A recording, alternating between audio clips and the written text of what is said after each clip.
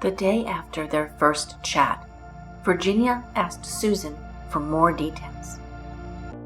She asked if the house was still white and gold, and Susan said yes. Virginia inquired about a handprint Susan claimed she made on the desk when she looked for Frykowski's wallet. Susan said that cops didn't find it because her vibes were too high. Graham later repeated Susan's boldest claims to investigators. She held Sharon's arms behind her.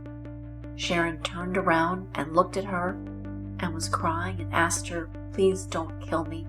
I want to live. I'm going to have a baby." Susan said, "I looked at her straight in the eye and I told her, 'Bitch, I don't care about you, and you better be prepared and accept it right now because you are going to die and I feel nothing behind it," she said. Graham told Ronnie that she believed Atkins was telling the truth. They agreed to speak to her together, but then Graham was transferred to the women's prison in Corona to serve her 3-year sentence. Ronnie told Virginia she'd question Susan further. Susan was actually talking to several inmates at Sybil Brand about the murders. Graham was glad to be away from crazy Sadie, but worried how to handle what she'd learned. She had terrible guilt over knowing what Sadie had done. She explained, "A week or so afterward, I had a terrible dream. I saw Sharon Tate and Jay Sebring covered in blood telling me, 'You know what you have to do.'" The next day, Virginia filled out a pink slip, asking to speak to a prison psychiatrist. She was told the wait would be several weeks. On November 12th, Susan and Bobby were each in court for the Hinman case. That's when Sadie learned that Kitty was the snitch, not Bobby. Back at jail, Sadie told another inmate that Kitty's life wasn't worth anything.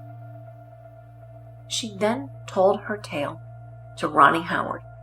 Susan went into rapturous details about the bloodthirsty rampage on August 9th, how 5 innocent people were killed so the family could free them, and again she claimed she was the one who murdered Sharon Tate. Ronnie played along so Susan would keep talking, but that night she went to a prison deputy and begged for permission to call the LAPD.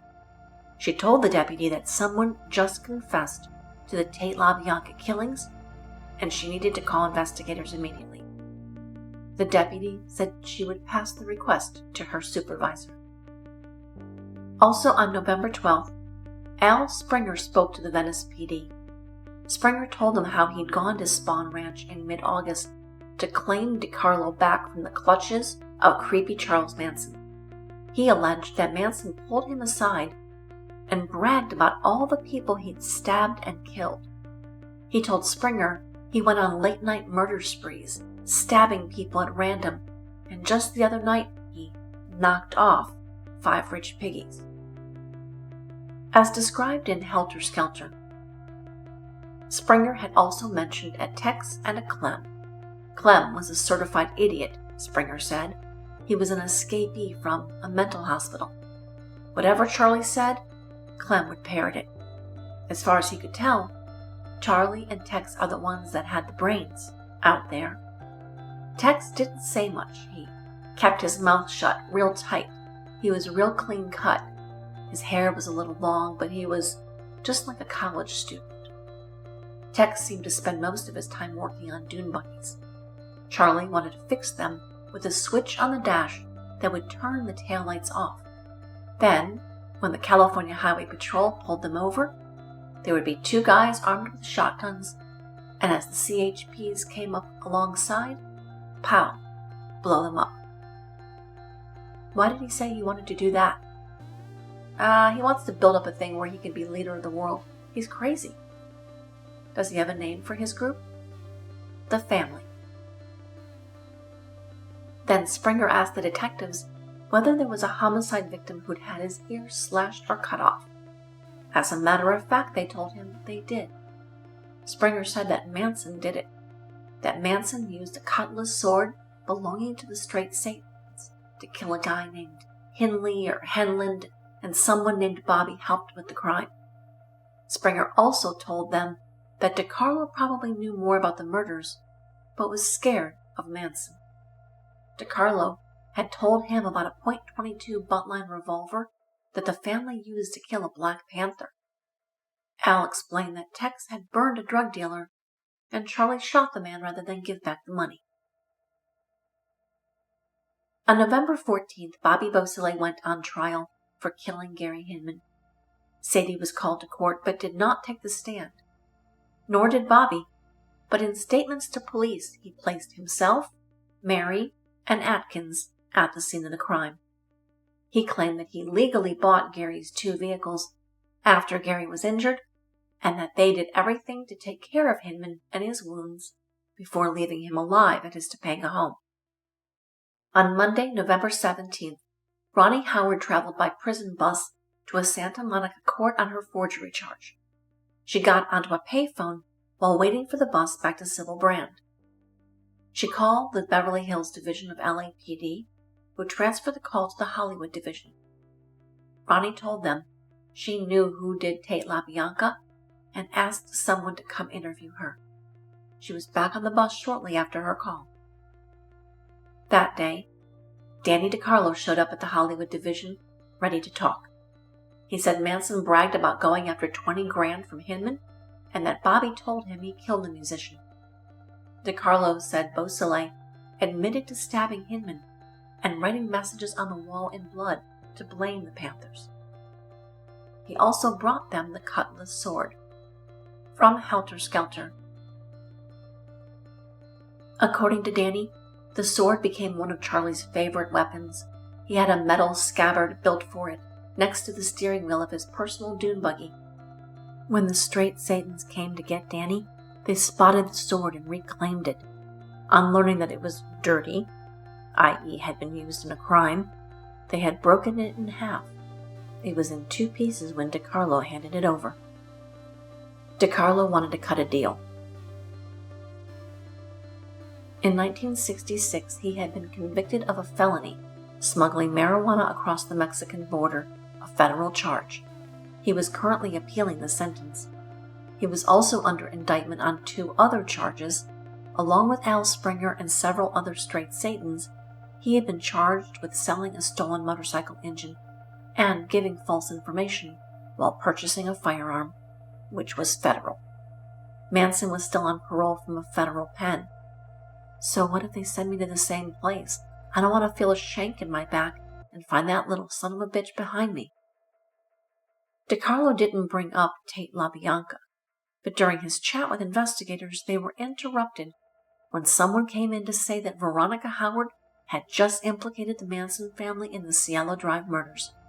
The detectives returned to DiCarlo and began to press him. Let me explain something to you, Danny, so you know where you stand. We're dealing with a guy here who we are pretty sure is responsible for about 13 murders, some of which you don't know about. I'm pretty sure he did Tate. Okay, we've talked about the Panther, we've talked about Gary Hinman, we're going to talk about Shorty, and you think he did Tate? That's 8. Our opinion of Charlie is that he's got a little mental problem. But we're in no way going to jeopardize you or anyone else. We don't want another murder. We're in business to stop murders.